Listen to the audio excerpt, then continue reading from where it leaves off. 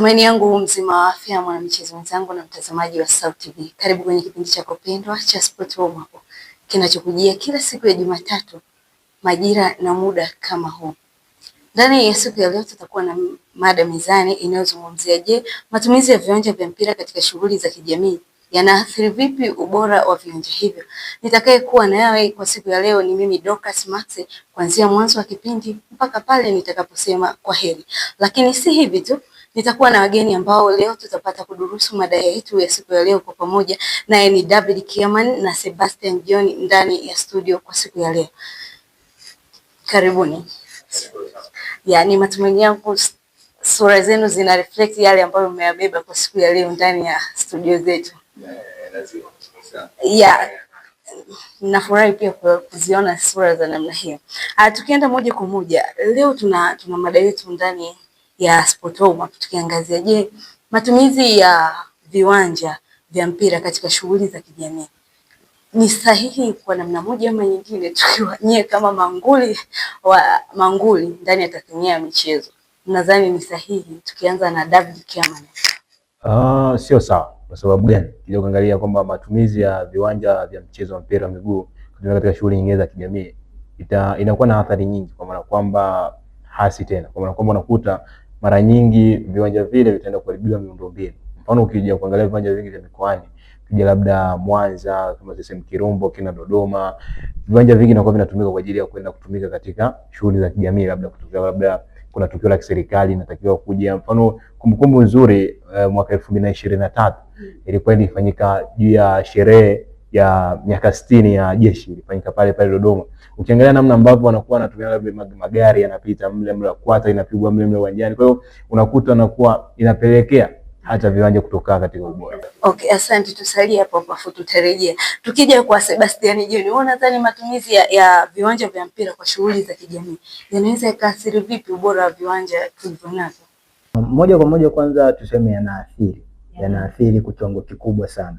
Tukichukulia mfano kiwanja cha Uhuru, miaka nyuma kilikuwa ni kiwanja moja kati ya viwanja bora Tanzania, ilikuwa ni pamoja na Uhuru, lakini shughuli zinazokuwa zinafanyika pale Uhuru, mara kwenye sherehe za Uhuru sijui nini, lakini umekuja kuona sasa hivi ni kiwanja kimefungiwa, ndio kipo kwenye matengenezo. Sasa tunakuja kuonyeshwa kwamba shughuli zinazokuwa zinaendelea tofauti na mpira zinakuwa zinaathiri zaidi viwanja. Ni sehemu nyingi sana, ndio maana viwanja vingi vya Tanzania vinakosa ubora, kwa sababu vinakuwa vina shughuli nyingi nje ya michezo yenyewe ya mpira miguu. Nikiwanukuu hapo Sebastian hapa anatuambia kwamba matumizi ya viwanja vyetu kwenye zile shughuli za kijamii yanaweza kaathiri ubora. Unadhani zile shughuli zinapaswa zifanyikie wapi? Kwa sababu ukija kuangalia ndio viwanja ambavyo tunavitegemea kwa namna moja ama nyingine. Si sahihi. Lakini pia tumwambie nini, tuwaambie nini, watumie wapi pasina? Kwanza kabisa unakuwa kuna kauli inasema kwamba mtoto lazima aanzie chini ndio aanze kukua. Kwa nini nazungumza hivyo? Serikali ndio inatakiwa anze kwanza kuweka mikakati mizuri kwa ajili ya kwenda kutengeneza maeneo maalum ambayo yatakuwa yanasaidia kufanyika kwa shughuli ambazo zitakuwa ni za kijamii.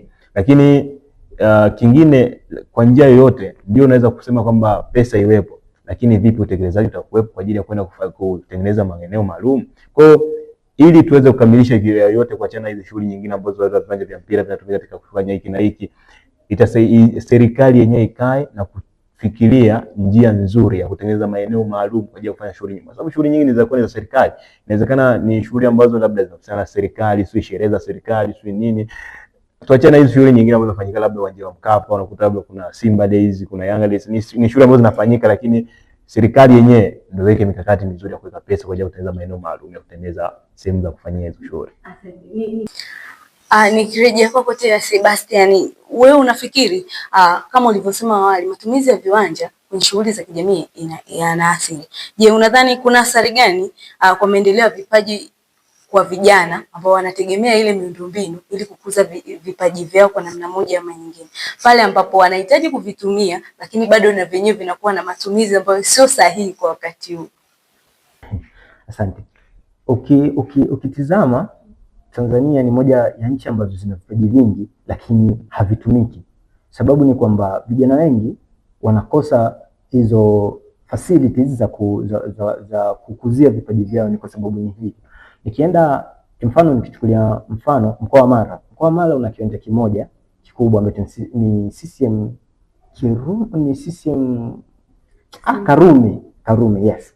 Sasa CCM Karume ndio kiwanja pekee kinachotegemewa pale, lakini michezo yote na shughuli zote zinahusika pale. Sasa kama zinafanyika pale na vijana wadogo chipukizi wanahitaji pale kufanya, kwa hiyo kunapokuwa na shughuli nyingine vijana wanakosa viwanja vya kufanyia shughuli zao. Kwa hiyo direct ni kwamba wanarudisha nyuma shughuli za ukuzaji wa vipaji. Kwa ndo maana ni sio yenye mikoa yote kwamba vijana wengi vipaji vinaanguka kwa sababu viwanja ni vibovu, viwanja vina matumizi mengine zaidi ya mpira. Labda nikisalia kwa kutina. Kwa nini kila siku tulie na viwanja vitunzwe, kwa sababu tunataka watu wakuze vipaji vyao. Na vinakuzwa wapi? Kwenye tasnia ya michezo, viwanjani. Kwa nini tulie kila siku viwanjani? Cha kwanza niseme ni kwamba viwanja vingi vya Tanzania havimilikiwi na serikali, vinamilikiwa na taasisi. Sasa kama vinamilikiwa na taasisi, basi serikali inahitaji kuweka sera bora ambayo itawalimit wale wamiliki wa hivyo viwanja, kwamba kama wewe unamiliki kiwanja chako kitunzwe vizuri, kama ni kwa shughuli moja, na kitu kingine ni kutengeneza zile indoors. Kwa mfano, yani niseme indoors ni vile viwanja vya ndani kwa ajili ya michezo tofauti na mpira. Okay, asante, nitarejea kwako. Niende kwa David Kiamani. Wewe unatuambia nini kifanyike ili kuhakikisha kwamba viwanja vyetu ndani humu tunavitunza kwa ajili ya kusupport vipaji vya vijana wetu ndani ya Tanzania ili tufike na sisi mbali? Kwanza kabisa, na kitu cha kwanza ambacho nataka kuzungumzia ni kwamba vipaji vya vijana, kabla ya kufikiria kwamba tuende kutengeneza mbinu za kutengeneza viwanja bora kwa ajili ya kutengeneza vipaji, tujiulize. Kwa hivi sasa wanaonekana kwamba vijana wengi vipaji vinaharibiwa hata hiyo miundombinu, kwa sababu anaweza kuwa na kipaji maalum, lakini ukuta pale viwanja vya miundombinu tayari kishaharibiwa, unakuta anaweza kupata hata athari za kiafya tayari moja kwa moja kutokana na ile kwamba anaweza kupata shida mle uwanjani, kwa sababu tayari uwanja uko smart kwa ajili ya kwenda kufanya kazi ambazo anatakiwa yeye mwenyewe afanye. Narudi kwa swali lako kwamba nini kifanyike. Kitu pekee ambacho kinatakiwa kufanyika, yani bila kupepesa macho, mikakati, sera na itekelezwe. Yani tukiacha mikakati kishawekwa na sera ikatekelezwa, ndio tayari watatengeneza njia bora.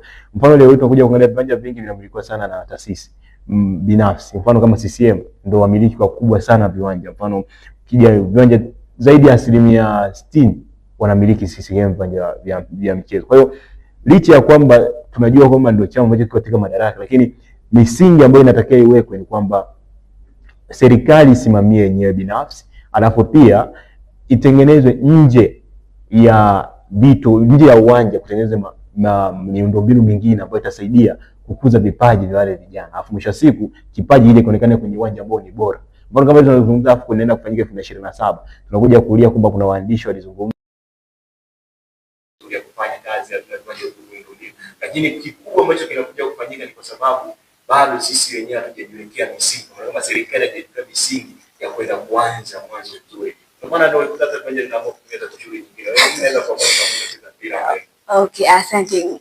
Tutarejea hapo. Mtazamaji wa SAUT TV, kipindi hewani ni Sport Warm Up, tukijadili yale ya kimichezo zaidi. Na leo tulikuwa tukiangazia, je, matumizi ya viwanja vya mpira kwa shughuli za kijamii yanaenda kuathiri vipi ubora wa viwanja hivyo? Rejea kwako tena Sebastian John. Tumemnukuu David hapo, amesema kwamba mashindano ya AFCON, amezungumzia Afrika kwa ujumla, miundombinu yetu inakaa vipi, lakini pia ili tupate hadhi ile ambayo tunatamani na sisi Tanzania siku moja tuipate, ya kuwa na miundombinu ambayo ina support kwa namna moja ama nyingine vipaji, lakini pia ina support mechi kubwa au ligi kubwa kuchezewa ndani ya Afrika, sio Afrika tu, ndani ya Tanzania, tukizungumzia hapa kwetu nyumbani. Wenzetu barani Ulaya wamefanikiwa vipi kuhakikisha kwamba matumizi ya miundombinu ya michezo, nikimaanisha viwanja, yanakuwa salama, lakini pia yanatunzwa katika ule ubora ambao mara zote wanapata ile chance au nafasi ya kuwa miongoni mwa watu ambao wanapata ligi kubwa kuliko sisi Afrika. Kwanza nirejee kwa alichosema David. Kitu pekee ni kwamba sera na itekelezwe. Kama sera na itekelezwe, ina maana kwamba kila sera inayotengenezwa na serikali iwe yani itekelezwe kwa kutumia nguvu, yani kwa nguvu. Kwa mfano, mnapoanzisha sera kwamba viwanja visitumike kwa ajili ya nini? Kwa ajili labda tuwe na viwanja bora vya kimataifa, labda kiwanja chenye hadhi ya nyota 5 kimataifa. Ina maana tuwe navyo, maybe tuwe navyo vitano. Ina maana taifa lenyewe litawajibika kutengeneza viwanja zaidi ya vitano vyenye hadhi ya kimataifa. Na kama maybe kwamba endapo taasisi itatengeneza na viwe vina hadhi ya kuanzia nyota 4 mpaka 5, yani viwe vina hadhi ya kimataifa. Ina maana kwamba itakuwa ni sera endelevu kwa nini? Kwa nchi zote, kwamba hii ni sera endelevu kwa ajili ya taifa. Ukienda nchi kama Uturuki, wana viwanja, ni moja kati ya nchi zenye viwanja vingi sana duniani, na sio vingi tu, bora. Na ndio maana ukiangalia hata mashindano makubwa, fainali nyingi za UEFA huwa zinafanyika pia pale, zinafanyika pale. Hata ukisikia maajabu ya Istanbul yanafanyikia pale. Tuje kwa David, umetufanya turejee bara la Afrika. Ni miundombinu. Wewe unafikiri serikali za Afrika au tukiwa Afrika ndani nyumbani, unafikiri hizi sera ambazo tunaweza tukaziweka, kwa sababu tunaamini kwamba hizo sera hatuwezi kuziweka tu sasa hivi, zilikuwepo lakini pia bado hatujaona matokeo yake, ndio maana tuko hapa kuyazungumza haya tena. Wewe unadhani wanaweza wakasimamia hili ili tupate kile ambacho tunatamani kukiona ndani ya Afrika na Tanzania kwa ujumla? Wanaweza wakasimamia kama watasimama wenyewe pia imara kwa ajili ya kwenda kusimamia. Yaani kama watakuwa tayari kusimamia, basi watasimamia hicho kitu ambacho wenyewe wanakitamani.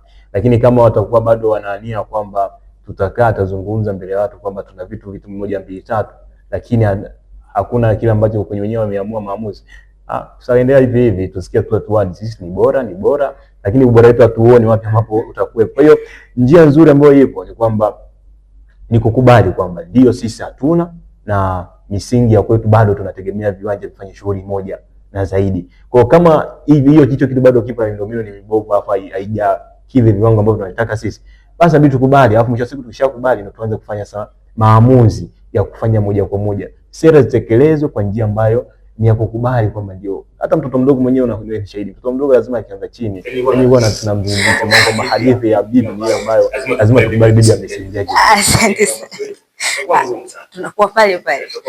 Asante. Na nikikunukuu awali ulisema kwamba ili sisi tuweze kusimama lazima tuwe na sera. Umesema hivyo, tuwe na sera. Je, wewe unadhani ili sisi tuweze kusimama kama taasisi ambayo ina miundombinu bora na tukasimama tusema yes, miundombinu huu hapa usimama, tusimwambie mtu huu hapa yeye auone huu hapa, unafikiri katika engo hiyo tunaweza tukaonyesha kipi? Yaani uwanja gani hapa Tanzania unaweza kumwambia huu hapa ni uwanja wa Tanzania? Kwa mimi Mkapa, Arusha ikiisha, yani kama Mkapa afu na Arusha ikimalizika, ndio kidogo naweza kusema hapa ndio nyumbani Tanzania. Hapa ndio yani kitu kuna hapo inakuwa ngumu. Na Sebastian wewe unasema nini hapo? Moja kwa moja kwamba icon ya Tanzania kwenye viwanja tunaichukulia ni Mkapa. Lakini pia tutegemee kama hivyo Arusha na Zanzibar pia Dodoma. Tutegemee, lakini mpaka sasa hivi icon pekee ni Benjamin. Okay, basi natumai tutegemee hivyo. Tukirejea hapo mwanzo nilinukuu jambo moja, usalama wa wachezaji au watumiaji wa miundombinu ni jambo la msingi sana tukija kwenye matumizi ya miundombinu katika tasnia ya michezo. Je, kama ulivyokwisha kutueleza David Kiamani ukasema kwamba miundombinu inapokuwa haina usalama au hairidhishi, moja kwa moja inawaathiri wale watumiaji wake. Hili swala tunaliwekaje? Kwanza kabisa ni kurekebisha miundombinu. Alafu ukisharekebisha miundombinu tayari usalama wa wachezaji ushaweka. Kwa kwamba na kingine ni kuacha kufanya shughuli zaidi ya moja katika uwanja ambao ni mmoja. Yaani kwa kwamba kwanza kabisa tukubali kwamba tutoke kwenye uwekezaji wa viwanja ambao vinategemea sekta binafsi. Turudi kwenye viwanja kwamba serikali na yenyewe amue kwamba sisi tuna viwanja kama sisi wenyewe kama sisi. Alafu mwisho siku hiyo viwanja vishatengenezwa miundombinu ya serikali. Unajua naomba nikwambie kitu, shughuli nyingi zinafanyika ni za sekta binafsi. Na ndio maana serikali ni ngumu kuzuia mtu mwenye uwanja akafanya shughuli yake. Lakini kama serikali itaweka viwanja ambavyo ni vya kwake na mwisho siku mambo na kuweka sera nzuri, kiukweli hata hizi tunazoona kwamba afya za wachezaji takaa sawa, kwa sababu tunajua kwamba serikali itakuwa na vitu vyake ambavyo vinategemea sio za sekta binafsi pekee. Unamwambia nini mtazamaji wa Sauti TV muda huu kwa neno la kumwaga tu? Kikubwa ni kwamba amini kwamba tunaweza, lakini kikubwa serikali jitegemee, acha kutegemea sekta binafsi. Asante. Kwa pia Sebastian John, tukihitimisha hapo, una kipi cha kumwambia mtazamaji juu ya matumizi sahihi ya viwanja vya mpira? Kitu pekee ambacho mtazamaji anatakiwa kukifahamu ni kwamba ulinzi na ufanikishaji wa kila kinachofanyika kwa ajili ya maendeleo ya taifa kinaanzia kwake mtazamaji. Kwa hiyo anatakiwa ahusike moja kwa moja katika ufanikishaji. Ana wajibu wa kurudisha. Shukrani sana Sebastian John, mtazamaji wa Sauti TV. Kufikia hapo sina la ziada ndani ya Sport Room hapo kwa siku ya leo. Mimi ni Dorcas Max, nilikuwa pamoja nawe ndani ya mada inayosema, je, matumizi ya viwanja katika shughuli za kijamii yanaathiri vipi ubora wa viwanja hivyo? Kwaheri mpaka wakati mwingine.